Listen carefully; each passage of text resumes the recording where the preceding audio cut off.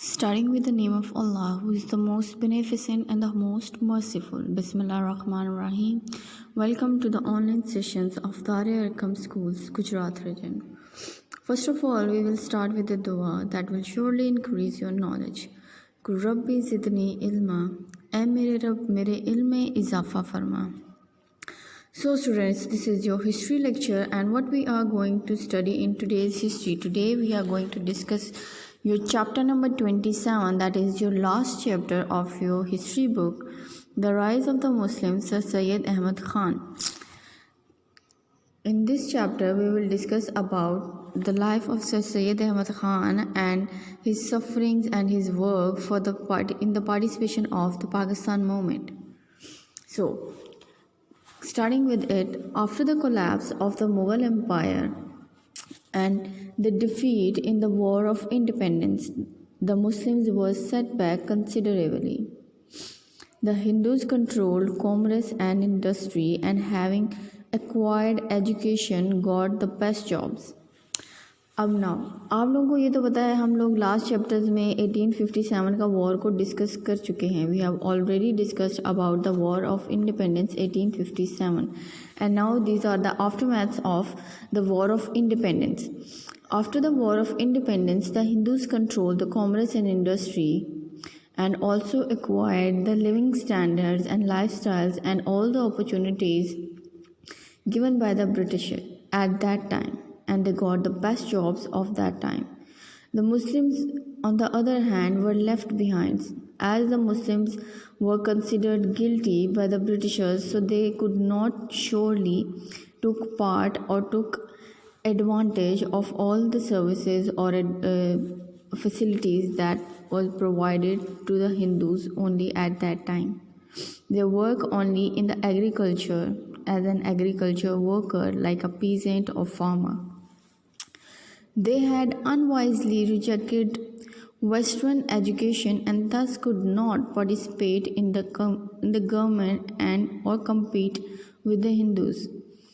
Now it was the time that if the Muslims were not participating in the education, so they are surely could not participate in the government or compete with the Hindus as well. However, the minority of educated Muslims was keenly aware of these differences. Foremost among them was Sir Syed Ahmad Khan. There are some people at that time who were keen for the knowledge or who were keen for the education. In one of them was Sir Syed Ahmad Khan, and who knows that education was so important for the Muslims to be stand in the subcontinent as to stand with the Hindus as well. Foremost among them was Sir Syed Ahmad Khan. Born in Delhi in 1817, he belonged to the old and prominent family. After receiving a traditional education, he joined the East India Company and became a judge in Delhi in 1846. During and after the War of Independence, most of the Muslims did not approve of Sir Syed Ahmad Khan's attitude. He had tried to stop the Muslims from opposing the British and began to work actively towards bringing about greater understanding between them. He tried to make the Britishers realize that the unfair and unjust treatment of the Muslims. Now, here is a brief introduction about Sir Syed Ahmad Khan and his attitude towards the Muslims and the Britishers at that time. At that time, Sir Syed Ahmad Khan wanted to make relationships between the Britishers and the Muslims. He wanted to clear about the misconceptions of Hindus and misconceptions about the Muslims regarding to the War of Independence 1857. So he joined the East India Company and became a judge in 1846, and after that the Hindus were not really so keen about or having a good attitude towards the Sir Syed Ahmad Khan, as he was working for the Muslims of the subcontinent and wanted the opposition for the Muslims in the subcontinental societies. as well as the Hindus were enjoying that too. He wants the same status for the Muslims as that status was only for the Hindus at that time. So he realized that the Muslims would not progress successfully without knowledge and tried to highlight the importance of education and modern sciences. So Sir Syed Ahmad Khan knows that it was very important for the Muslims to have a better status in the society to get education. Without education and modern sciences, without the knowledge of modern sciences and education as well, it was not possible for the Muslims to get progressed in this subcontinent. Sir Syed Ahmad Khan wrote many papers and books in Urdu and English. His purpose was to inform the people and to bring about